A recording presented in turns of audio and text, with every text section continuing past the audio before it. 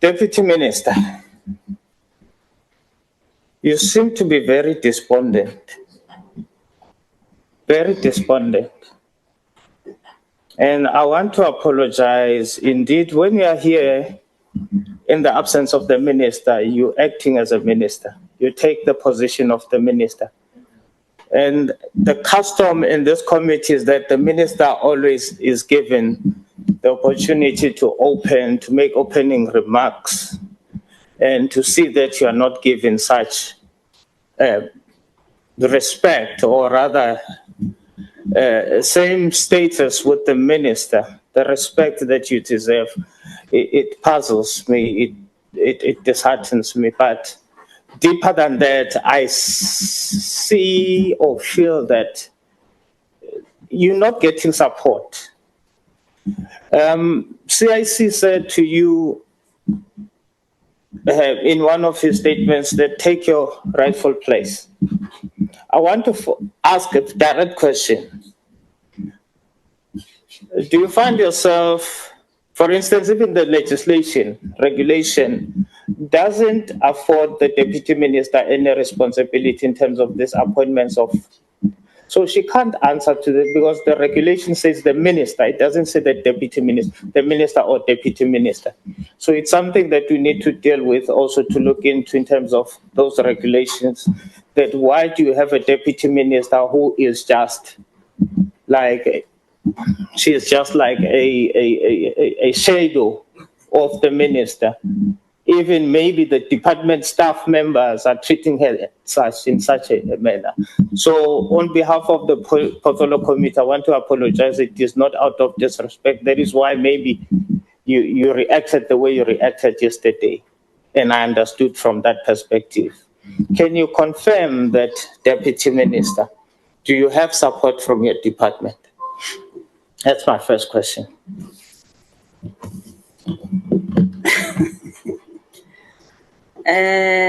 No comment.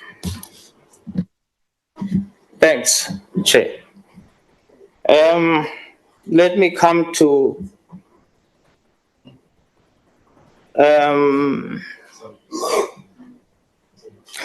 I would want to concur with the members who are constantly saying the department seems not to understand the sector it is serving.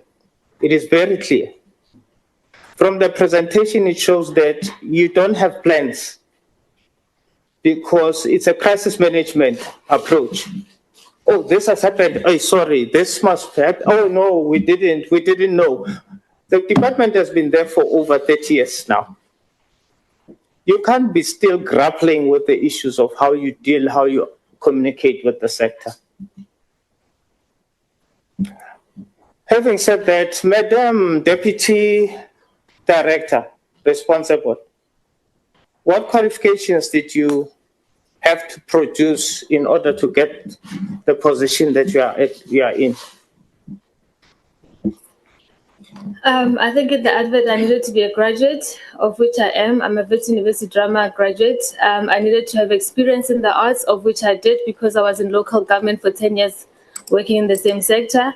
Yes, I think coming into a deputy director level, those were the key ones.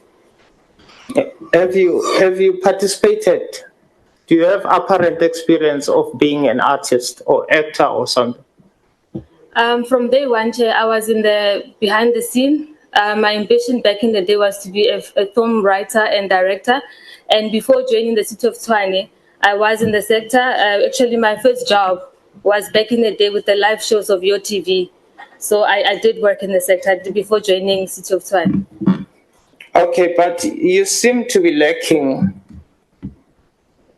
the understanding of the sector that you serve in. Because even the DG shows in her face when you are responding to questions that you seem not to be understanding even the questions that are asked. You are not answering them according to, in view of you having participated in the sector. You seem not to be understanding. You seem to be very lost and more of an administrator than anything. But be that as it may, I want to ask Unat, what qualifications do you have? Just qualifications, nothing much. Sorry, I have a master's of law in entertainment law. Okay, and you are also An orchestral conductor, pianist, and a cellist. Thank you. Ms. Mugoma, what qualifications do you have? BA drama at UCT, and I went on to do my honors, went on to study in Italy, France, and I have senior certificates and diplomas in the arts. So I did about 9 qualifications. Thanks. Lele, what is your qualification? I have an LLB degree, and I'm a self-trained poet. Okay. Mr. Mulif, what qualification do you have?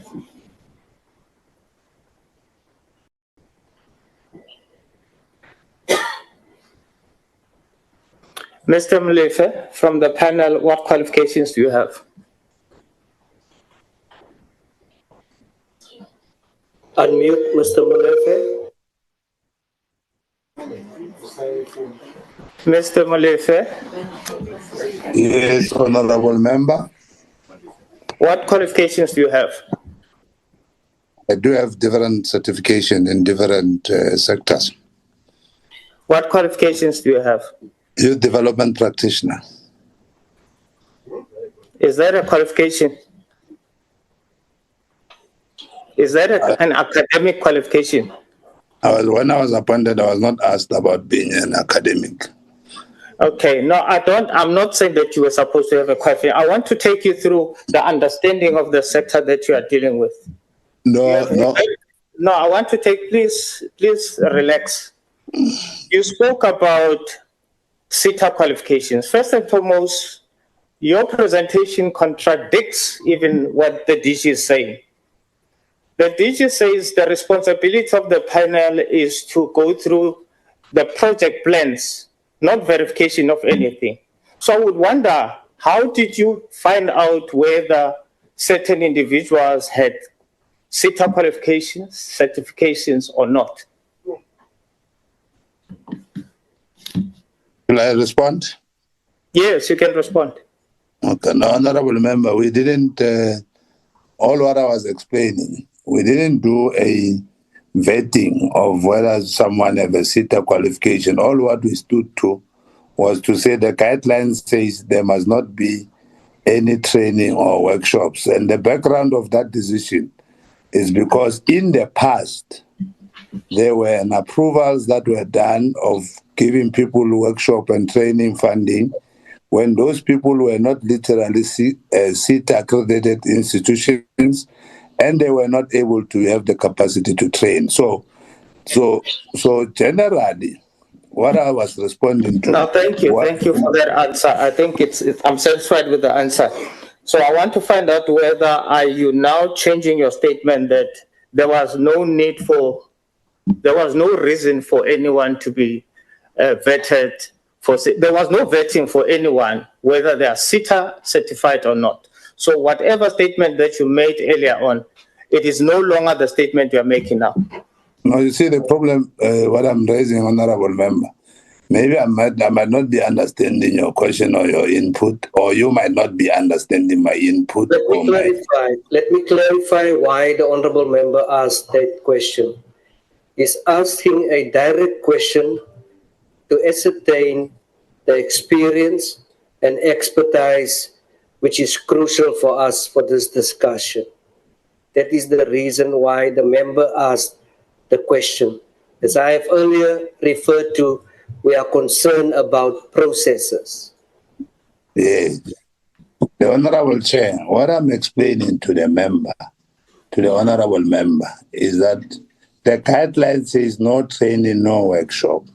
So our task was to go through what is written in the content of the proposal. If it says we are going to do training or we are going to do workshop, we will not be able to. It means if we approve it, it's outside the guideline. But if we don't, and when we had to go or when we had to get clarity on the guidelines that we received, the issue was that the department was that its view was that training and workshop must be done with relevant institutions, and the department have its own different program that deals with training and workshops. Ours is to make sure that we focus a lot on job creation opportunities, because this program falls under the jobs program of the government. So All right. Thank you very much. Thank you very much. I rest my case on that one, because even when the issue of accreditation, SETA accreditation, was asked by another member, your chairperson referred the responsibility to respond to that question to you, because he heard that you are the one who raised the issue of accreditation. But suddenly you seem to have developed amnesia on what you said.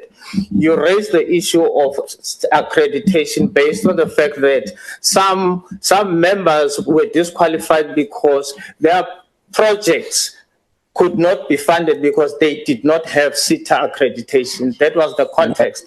But it's okay. It's okay. We can't debate it. I'm not inviting a debate. I said it's okay. It's okay. We're passing. Tell me.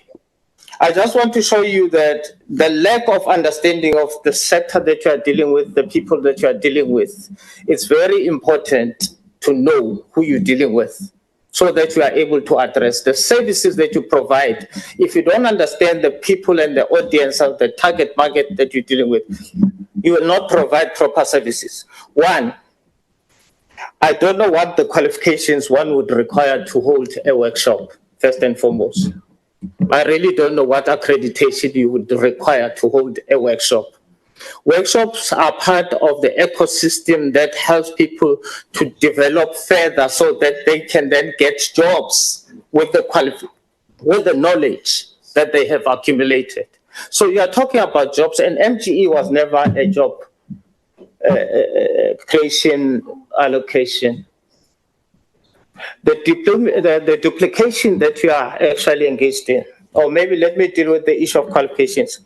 I wonder, what qualifications do you think Stimela, Lucky Dube, Lady Smith had? What qualifications did Gibson Kenter had? He produced Mbongeni Ngema, one of the best. So if these workshops are not funded, how would people like Gibson Kenter could have produced the Mbongeni? You don't understand the sector that you're dealing with. Honorable Penny Penny is also an example. Yes. And he's successful. Yes, exactly.